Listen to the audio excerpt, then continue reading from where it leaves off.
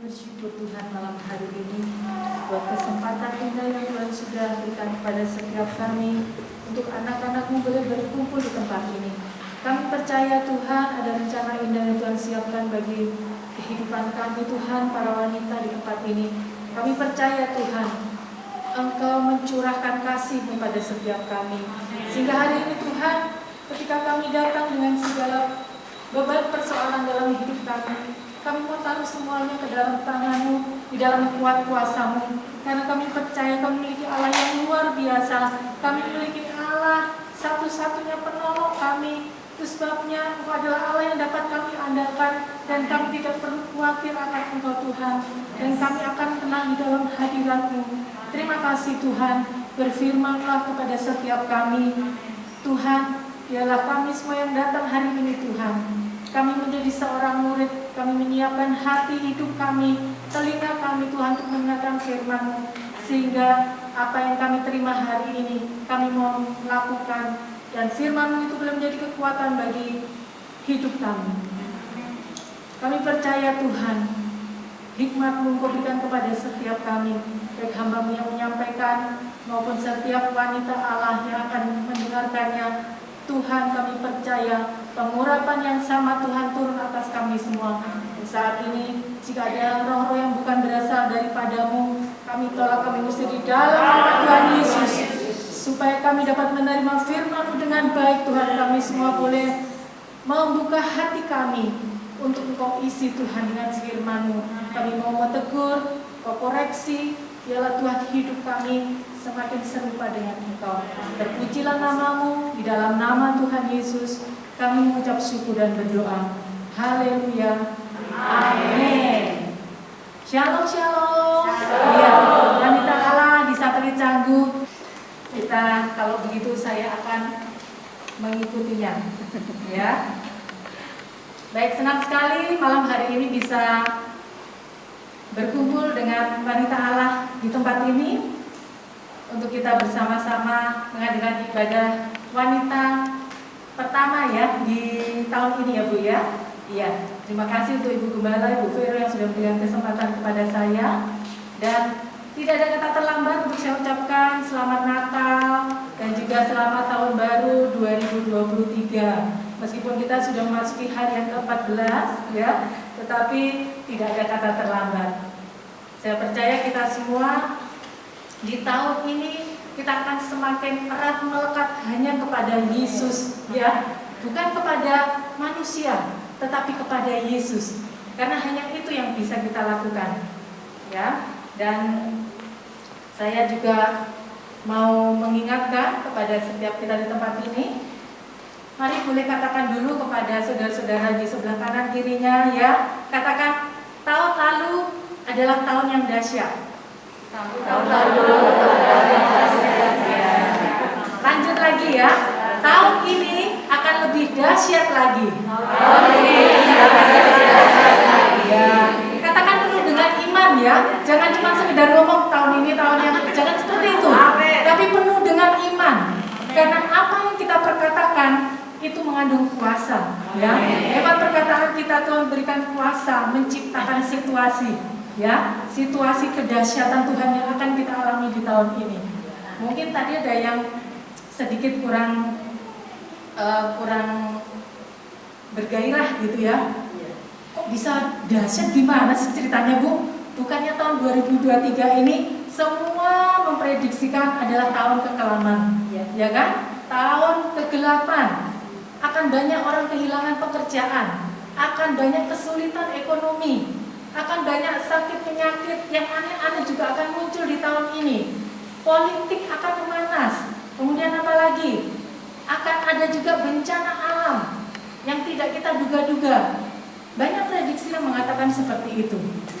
Tetapi saya mau ingatkan bahwa ketika masalah kita dan persoalan kita besar, maka kita juga akan mengalami pertolongan Tuhan yang lebih besar lagi.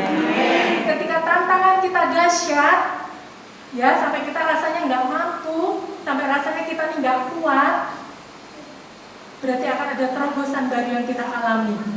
Ya, itu yang harus kita pegang, itu yang harus kita camkan dalam hidup kita. Saya mengajak kita semua di awal tahun ini, ayo semangat ya. Saatnya di tahun baru itu biasanya apa? Kita evaluasi ya. Kita hilangkan kemarin-kemarin hal-hal yang tidak baik di tahun lalu.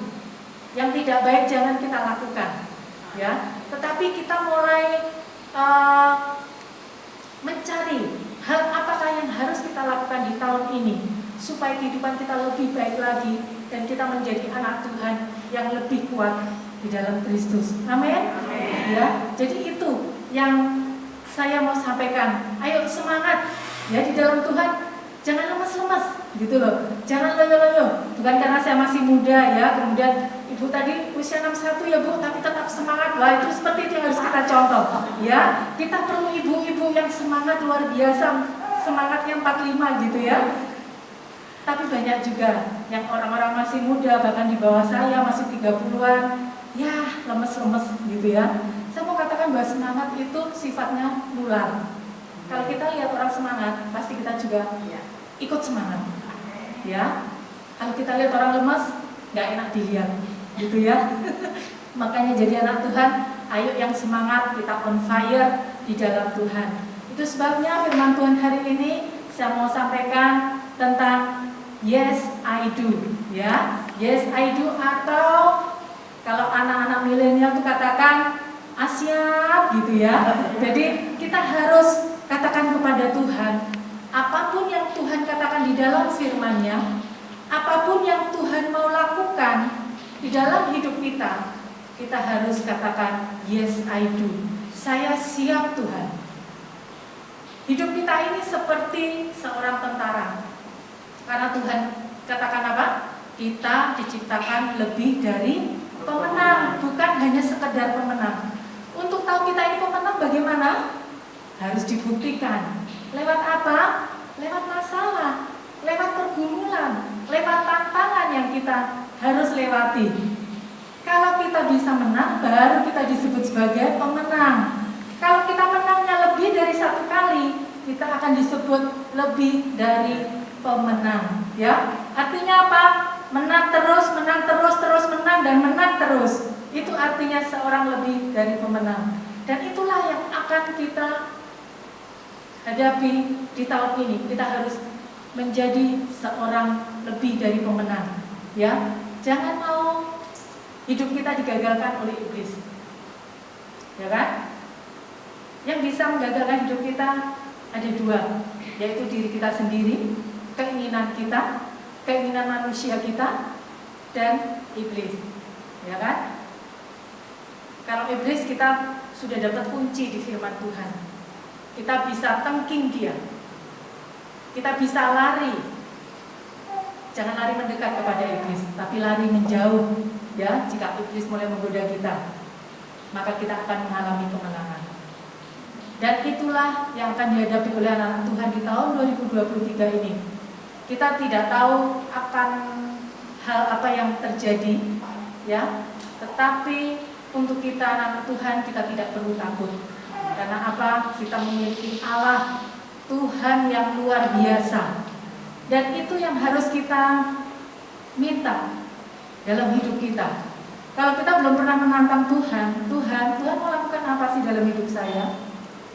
Boleh kok minta seperti itu kepada Tuhan, ya. Dan Tuhan akan berikan kepada kita agar kita apa? Mengalami perjumpaan pribadi bersama dengan Tuhan itu tahu karena kita mengalami, bukan dari kata orang, bukan kata teman kita, bukan kata pendeta itu, tetapi benar-benar kita mengalami Tuhan kita itu luar biasa, ya. Nah, saya mau kita semua on fire, saya mau kita semua semangat. Lalu bagaimana caranya supaya kita semua bisa semangat? Biasa akan berikan kuncinya. Ya, yang pertama, kita harus sadar akan kasih karunia Tuhan.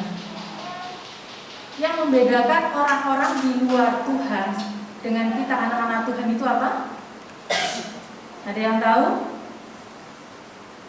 Apa yang membedakan anak Tuhan dengan orang yang di luar Tuhan? Ada yang tahu?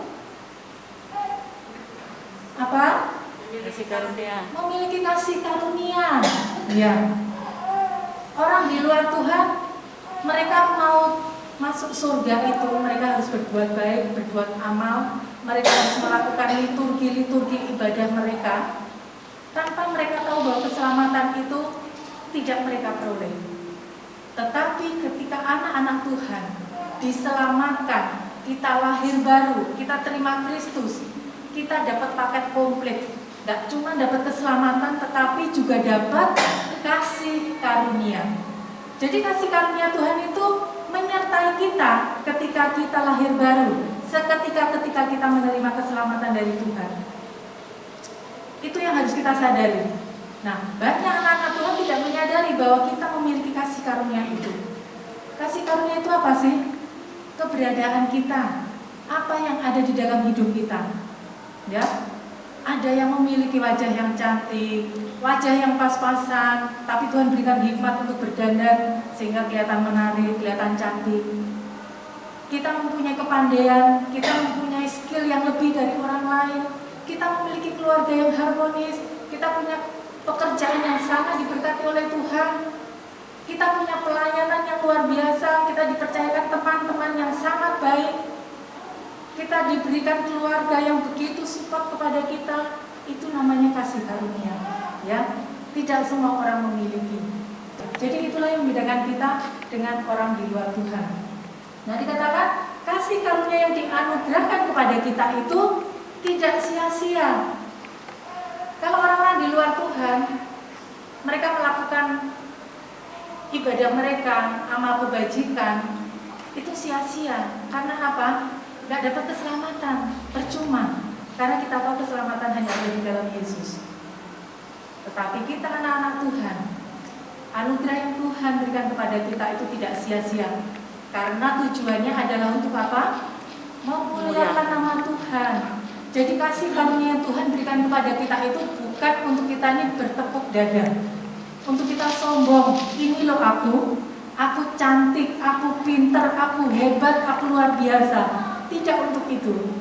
Tetapi anugerah kasih karunia yang Tuhan berikan kepada kita adalah untuk memuliakan nama Tuhan.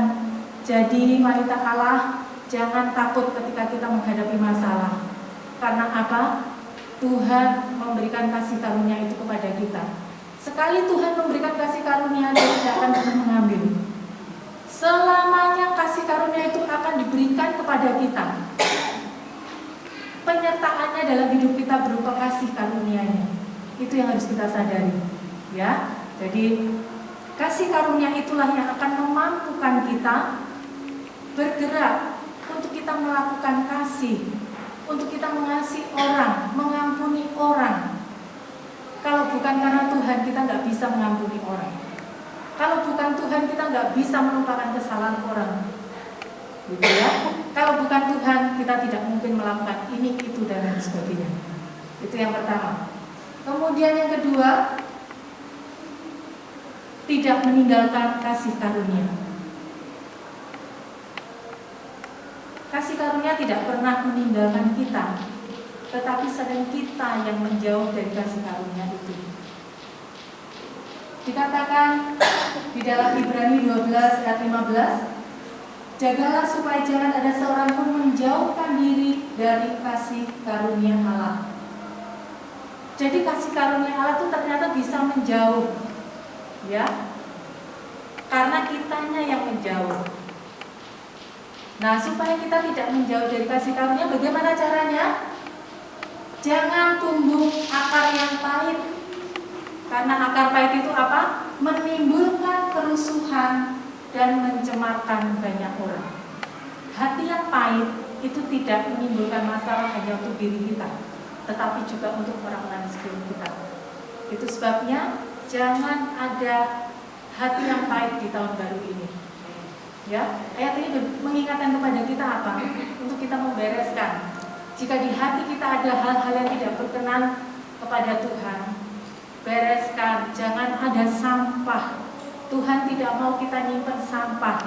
Ya, kita banyak kepala, kita banyak pendapat, kita banyak perbedaan, tetapi itu jangan sampai membuat kita menjadi marah, Justru perbedaan itu harus membuat kita menjadi semakin bersatu, semakin mengasihi. Itulah yang Tuhan inginkan dalam hidup kita. Ya.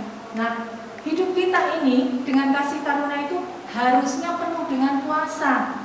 Karena apa? Firman Tuhan itu loh, pedangnya kita. Tuhan memberikan kepada kita firman Tuhan itu untuk apa? Untuk melawan jika kita ada yang mengganggu. Jika ada yang tidak sesuai dengan firman Tuhan, kita lawan. Ya kan? Kita keluarkan firman Tuhan. Misalnya kita lagi ngomel, kita lagi nggak suka dengan kondisi sesuatu, kemudian kita bersungut-sungut, kita ngeluh. Firman Tuhan katakan apa? Bersukacitalah selalu, bersyukurlah senantiasa. Itu artinya ketika kita menggunakan firman Tuhan untuk melawan keadaan yang ada di depan kita. Ya, harusnya hidup kita ini penuh puasa. Tetapi karena ada akar pahit, ada hati yang pahit, puasa itu jadi tidak muncul. Puasa itu jadi terpendam. Bahkan tidak cuma puasa, berkat juga ikut terpendam. Berkat juga ikut tidak mau terbuka, ya. Hati yang pahit ini akan memunculkan apa? Pikiran yang jahat. Saya akan sampaikan ada satu contoh ya tentang Saul di dalam 1 Samuel 18 ayat 8 sampai 9. Di situ dikatakan ketika para penari, para dayang-dayangnya Saul ini kan seorang raja, ya. Ketika dia cuma nyanyi sebenarnya, bukan meledek Saul loh, dia cuma nyanyi, ya. Mungkin lagunya itu Saul mengalahkan beribu-ribu, tapi Daud mengalahkan berlaksa-laksa. Mungkin para penari dayang-dayang ini dia nggak ada maksud apa-apa untuk menyindir Saul. Dia cuma nyanyi gitu aja karena dia melihat kehebatan Daud. Tetapi apa yang dialami oleh Saul? Lalu bangkitlah amarah Saul dengan sangat, dan perkataan itu menyebalkan hatinya. Orang lain cuma nyanyi loh, kok dia bisa sebel? Ya, akibat sebel itu akhirnya apa? Bangkitlah amarahnya. Firman Tuhan ini mengingatkan kepada kita, hati-hati ketika kita mendengar perkataan orang yang membuat kita sebel, yang membuat kita kecewa, membuat kita tersinggung, membuat kita luka hati, kita nggak terima. Karena itu akan bisa membangkitkan amarah kita. Sebenarnya kalau dipikir, salah nggak sih para penari dan dayang-dayang yang cuma nyanyi itu? Nggak ada maksud untuk membuli si Saul ya. Dia cuma murni nyanyi itu. Tapi karena hatinya yang panas, dia sebel dengan perkataan para penari dan dayang-dayang itu. Dikatakan lagi apa? Sebab pikirnya, kepada Daud diperhitungkan mereka berlaksa-laksa, tetapi kepadaku diperhitungkannya beribu-ribu. Akhirnya jabatan raja itu pun jatuh kepadanya. Nah, dari hati yang panas timbullah pikiran yang jahat. Saul mulai berasumsi sendiri. Wah, nanti kalau Daud bisa mengalahkan perang ini lebih banyak daripada saya, nanti dia bisa jadi raja. Padahal tidak begitu aturannya. Kalaupun harus Saul turun tahta, yang menggantikan siapa? Anaknya, bukan Daud. Tapi karena amarah itu, ya, sudah membuat rasa iri, membuat pikiran yang jahat itu muncul. Dia berpikir tidak baik kepada Daud. Nah, Daud tidak tahu apa-apa, ya dia santai-santai aja, gitu ya, karena dia merasa tidak melakukan apa-apa. Lalu dikatakan apa? Sejak hari itu, maka Saul selalu mendengki Daud. Daud tidak ada salah apa-apa didengki sama Saul, ya, karena apa? Dimulai dengan sebel dengan perkataan orang lain. Wanita Allah, biarlah ayat ini mengingatkan juga kepada kita, ya. Jangan sampai amarah itu bangkit dalam hati kita. Karena apa yang ada di dalam hati kita itu akan muncul di dalam pikiran kita. Karena pikiran itu sangat menentukan, dia akan mempengaruhi hidup kita. Ada yang sudah pernah pergi ke jembatan kaca yang pertama ada di Bali? Sudah? Kalau sudah saya mau tanya, karena saya belum ke sana. Saya cuma tahu dari IG gitu ya. Nah itu kan kalau kita lewat itu, kalau kita lihat di IG, ketika diinjak, ya itu jalannya itu kayak ada yang retak gitu ya, pecah krek gitu ya. Nah, padahal itu jembatan dibuat apa? Pasti kuat lah ya, tidak mungkin karena di bawahnya itu apa? Sungai.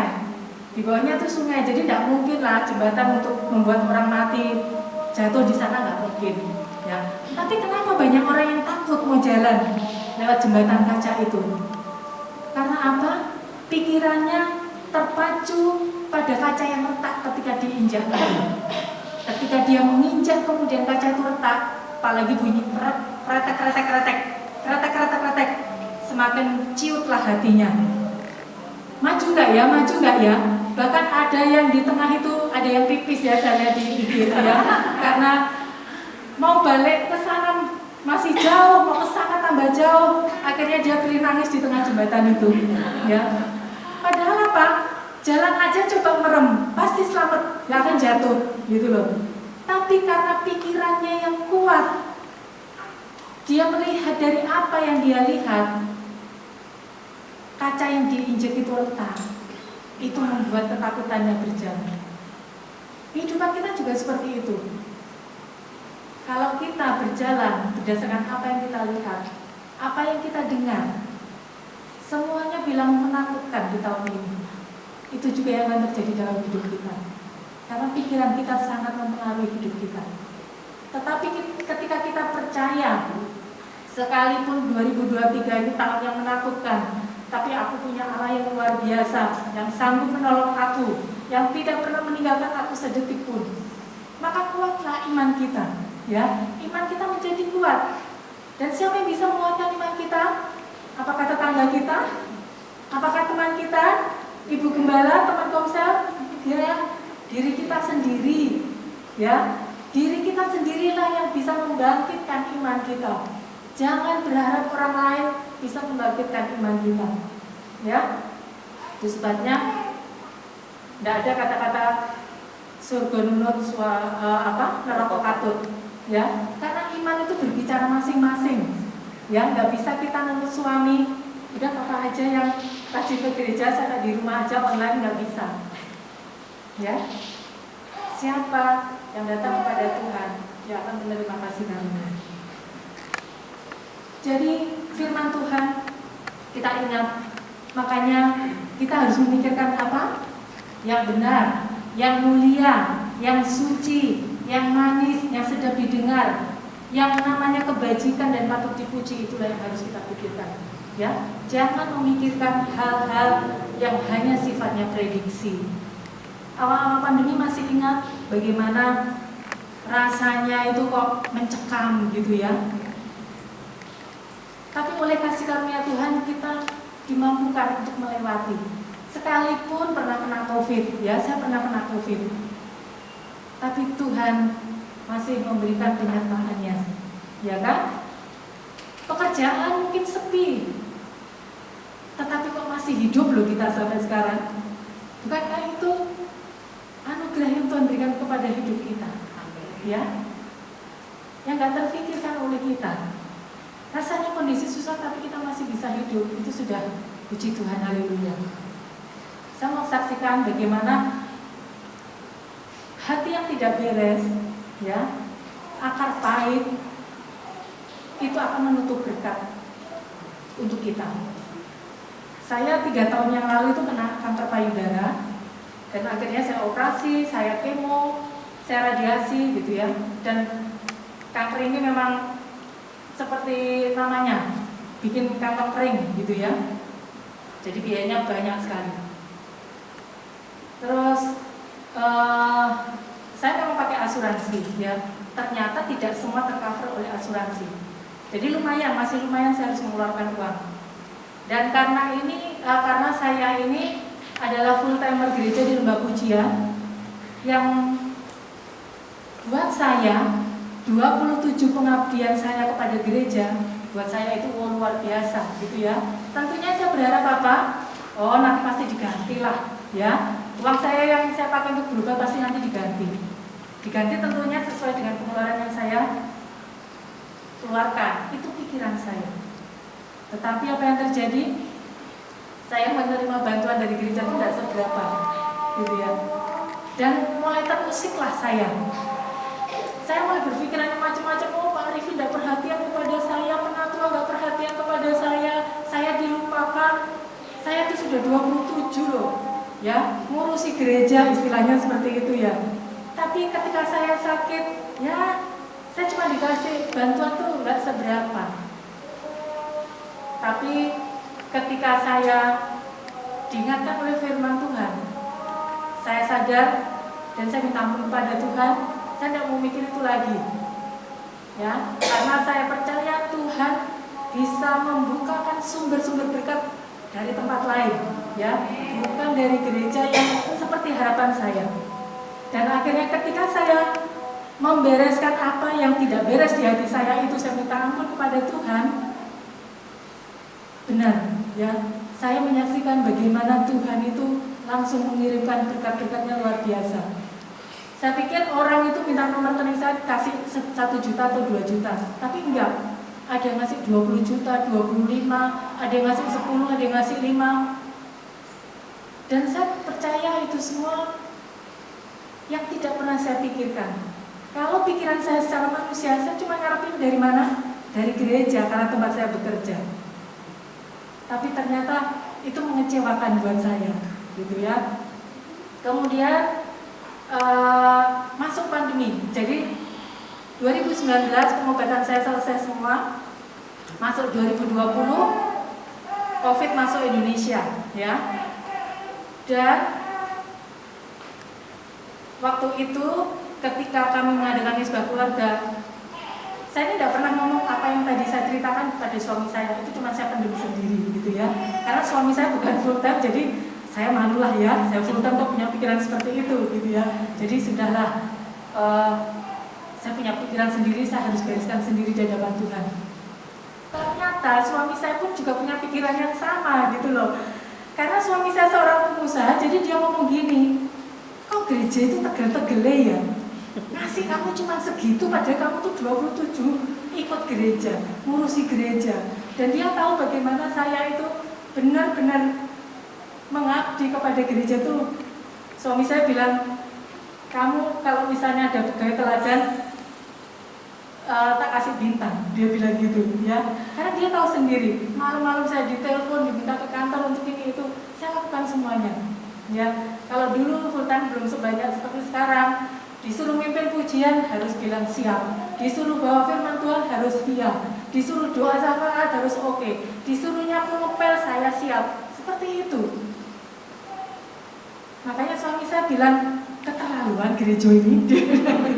Karena dia bilang gini, harusnya, ya cenglinya dia bilang gitu, kalau kamu 27 tahun ikut gereja, itu harusnya sekian persen loh biaya dikasih, sesuai dengan aturan gitu ya.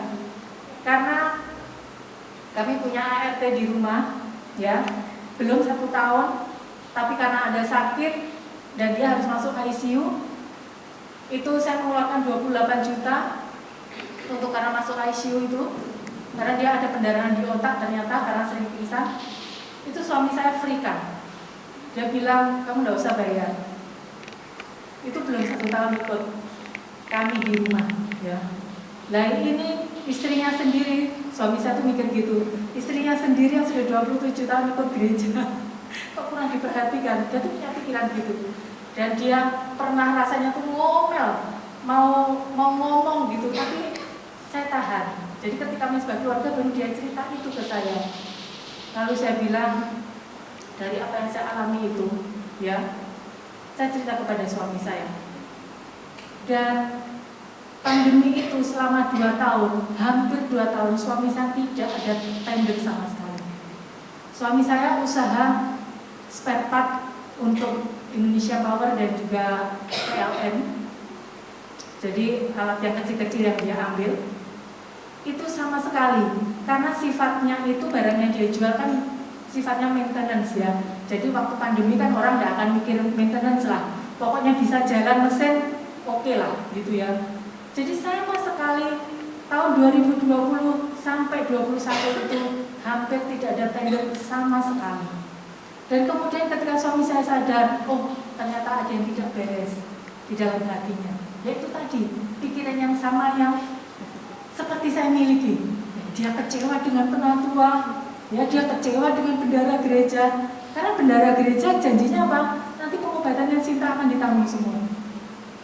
Lalu saya bilang kepada suami saya, kalau kita memang dibiarkan untuk menanggung biaya itu sendiri, berarti kita dianggap mampu. Saya bilang gitu aja.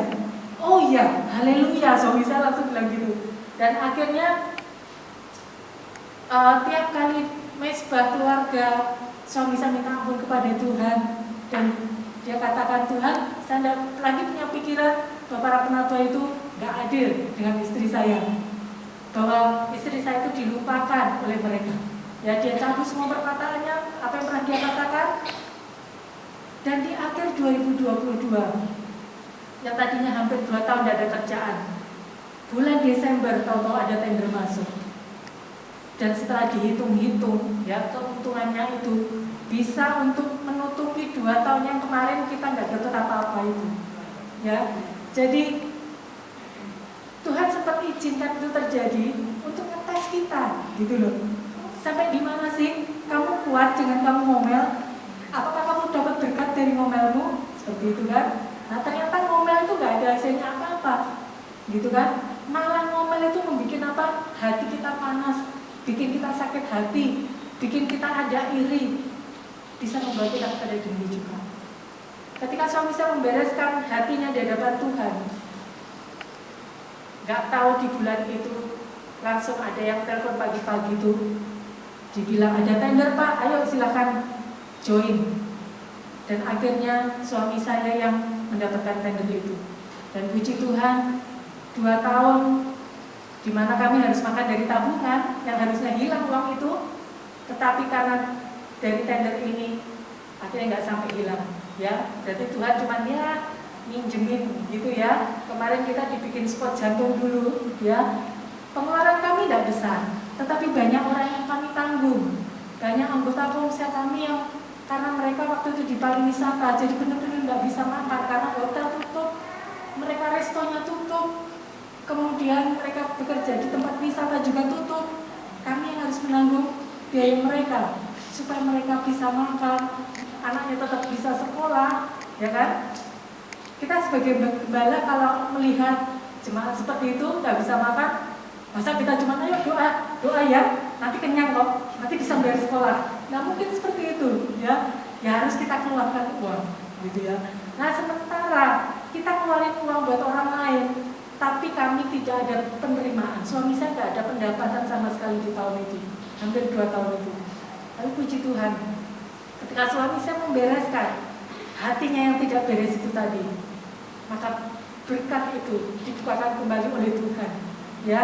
Dan akhirnya 2023 ini ya ada saja yang masuk, meskipun nggak seramai yang dulu, tapi puji Tuhan masih bisa untuk operasional sehari-hari. Itulah Allah kita yang luar biasa, ya. Jadi itu yang kedua. Kemudian yang ketiga, bagaimana supaya kita tetap semangat, kita bisa siap siaga. Kita harus rajin beribadah. Di dalam Ibrani 10:25 dikatakan, janganlah kita menjauhkan diri dari pertemuan-pertemuan ibadah kita seperti dibiasakan oleh beberapa orang, tetapi marilah kita saling menasihati dan semakin giat melakukannya menjelang hari Tuhan yang mendekat. Ini ada ayatnya. Jadi kita diberikan kesempatan untuk menegur saudara-saudara kita yang memang sudah lama tidak kelihatan beribadah. Ya, nggak ada salahnya loh ya kalau ada yang negur. Ini ayatnya Bu, bisa dicatat ya, bisa difoto kalau nanti ada yang komplain. Kenapa kamu tanya-tanya? Kamu kok lama nggak kelihatan di gereja? Ini ayatnya. Baiklah kita saling menasihati. Ya, ketika kita beribadah kepada Tuhan, ibadah secara fisik kita datang di gereja, kita bisa saling menasihati. Tetapi ibadah yang sesungguhnya adalah bagaimana hubungan kita dengan Tuhan secara pribadi. Bagaimana kita membaca firman Tuhan, kita memuji Tuhan, kita menyembah Tuhan. Itulah ibadah sejati yang secara pribadi harus kita lakukan. Mungkin kita ada masalah, tapi ketika kita lihat teman-teman kita, mereka semangat memuji Tuhan, kita mendengarkan kesaksian orang dilepaskan dari masalahnya, iman kita menjadi bangkit lagi. Itu fungsinya kenapa kita harus beribadah di gereja. Coba kalau online, bisa kita tanya gereja online-nya? Nggak bisa, cuma kita dengerin aja. Ya, jadi cuma satu arah.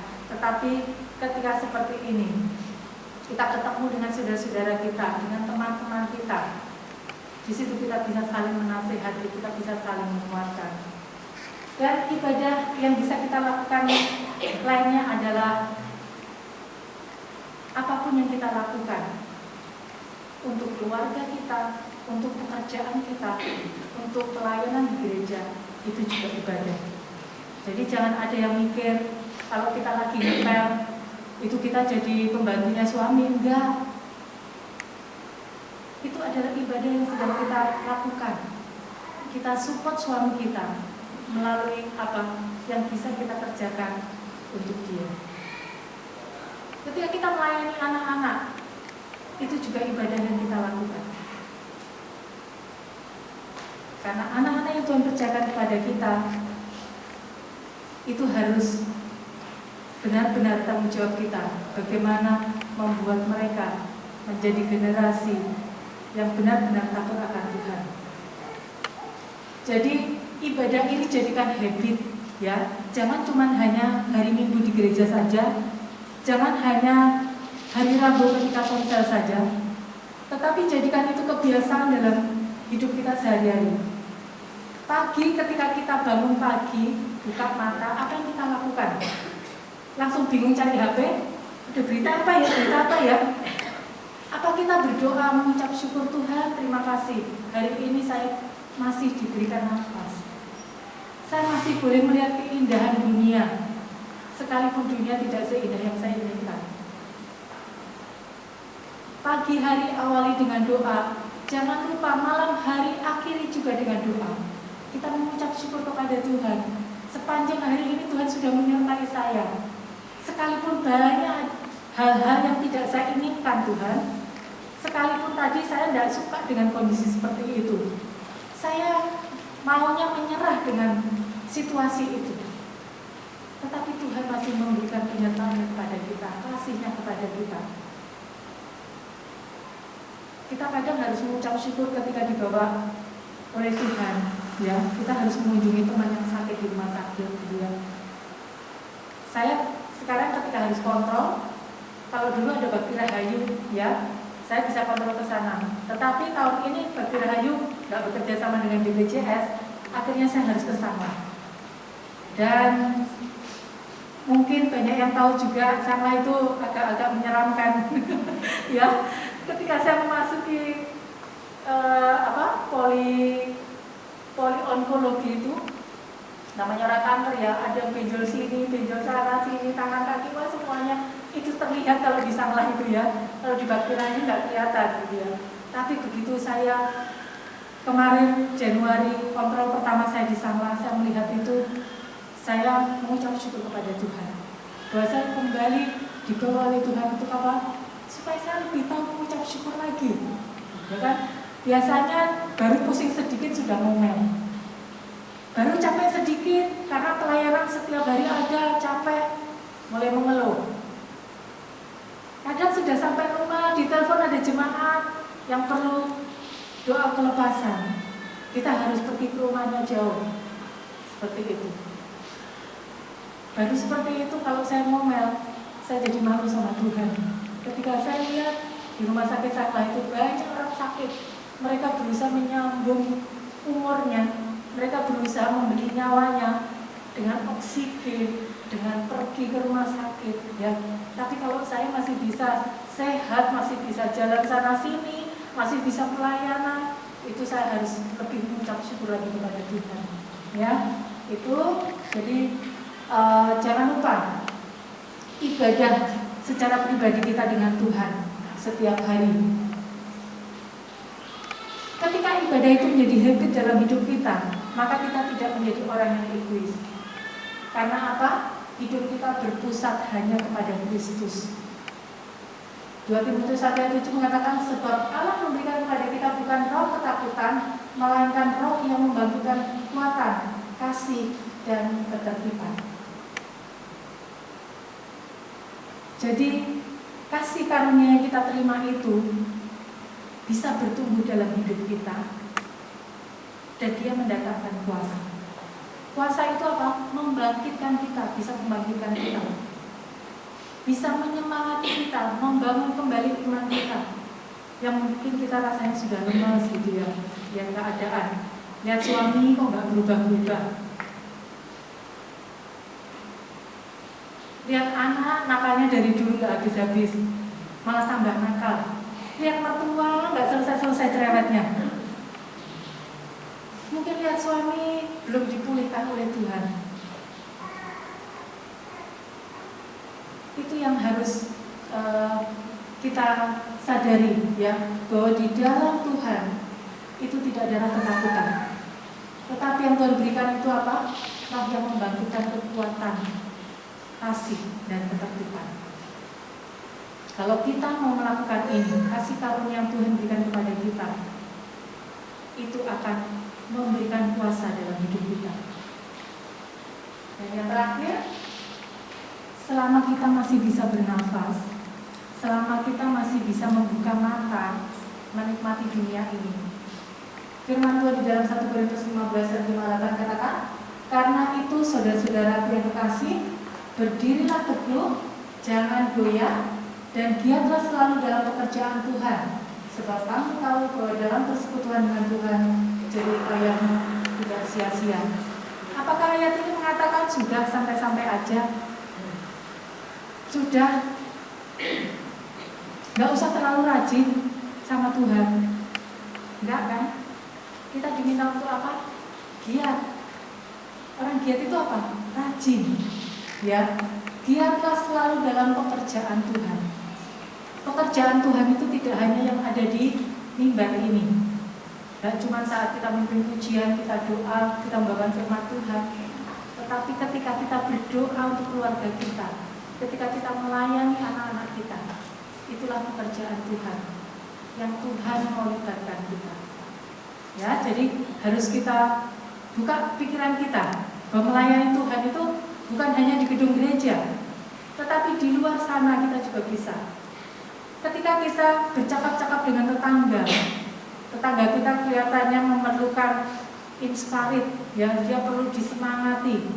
Itu juga pekerjaan Tuhan yang harus kita lakukan. Mungkin ada mertua kita yang dari dulu senangnya nyakitin hatinya orang gitu ya, tetapi ketika kita memberikan firman Tuhan kepadanya, bagaimana supaya dia bisa berbuat lebih baik, itulah pekerjaan Tuhan yang harus kita lakukan.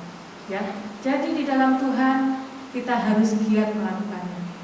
Itu sebabnya kita sebagai wanita kita harus menjadi contoh, menjadi teladan untuk anak-anak kita, untuk orang-orang di sekeliling kita. Kita berharap kita mendapat contoh dari suami kita, ya. Tetapi kalau suami tidak bisa memberikan contoh, ya jangan sakit hati dan jangan mengharap lebih kepada suami kita.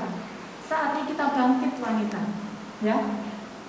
Jangan tergantung kepada suami kita, tetapi mari selama kita bisa melakukan yang terbaik, kita lakukan yang terbaik untuk keluarga kita. Saya punya anak 3, yang besar 2 itu melayani musik, yang satunya singer. Sekarang Mbak Pujian kan ibadahnya sudah 3 kali, 1, 2 sore ya. Dan anak saya ini kalau sudah dapat KU1 jam 7, KU2 jam 10, dia melayani PGC jam 1, lanjut ibadah KU3 jam 5 sore, itu rasanya dia sudah teler tepar. Ya, minggu malam dia sudah pasti tepar, nanti badannya agak angkat-angkat sedikit gitu ya. Nanti minggu depannya dia terus bilang, "Mah, aku nggak mau pelayanan terus-terusan gini, capek aku, nanti sakit." Lalu saya katakan, "Kamu loh cuma main musik, ya, main musik cuma duduk. Kalau kokomu beda mungkin, karena dia harus tiup saksofon. Anak saya yang suka ngeluh ini yang nomor 2, yang main keyboard. Terus saya katakan, kamu cuma duduk, cuma pencet-pencet keyboard, capeknya tuh di mana? Saya bilang gitu. Habis dari gereja ya tidur, istirahat, bukan main game. Saya bilang gitu. Ya kan? Kadang anak-anak tuh perlu dicerminkan gitu loh.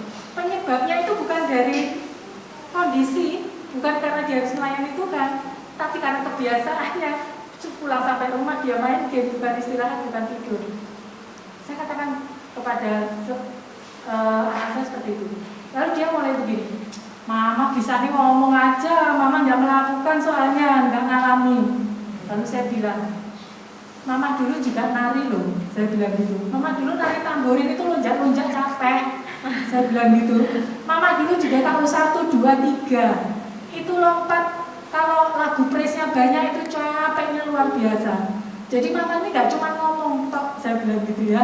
Mama dulu juga kayak kamu capek, tapi Mama nggak mau ngomel, saya bilang seperti itu.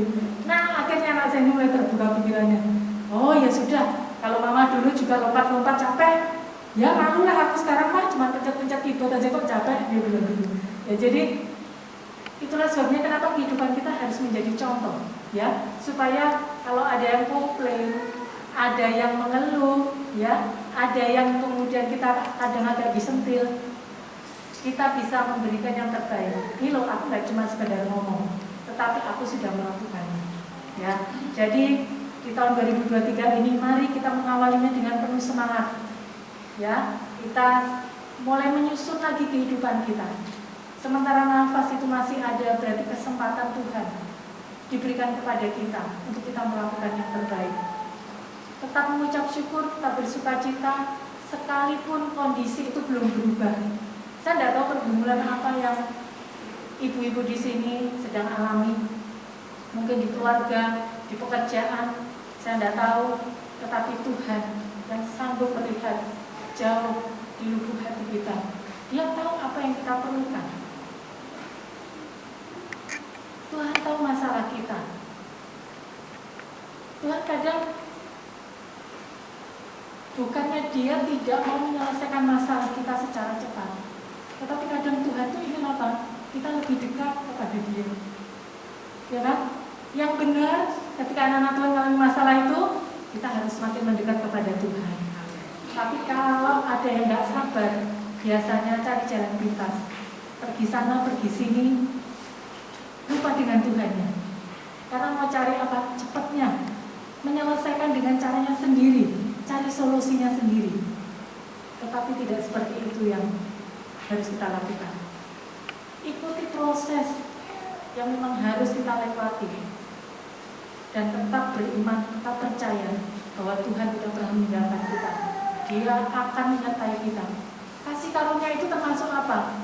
Ketika Tuhan memampukan kita menghadapi hal-hal yang membuat kita tidak nyaman, ketika kita harus menderita, tapi kita tetap dimampukan, kita bisa melewati dengan mengucap syukur, dengan sukacita, itu adalah kasih karunia. Dan kita tidak meninggalkan Tuhan, itu juga kasih karunia. Tuhan yang memampukan kita. Jadi ingat tadi, sadar bahwa hidup kita penuh dengan kasih karunia Tuhan.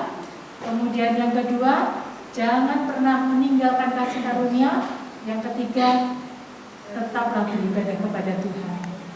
Apapun yang Tuhan mau dalam hidup kita, wanita Allah katakan, siap, gitu ya.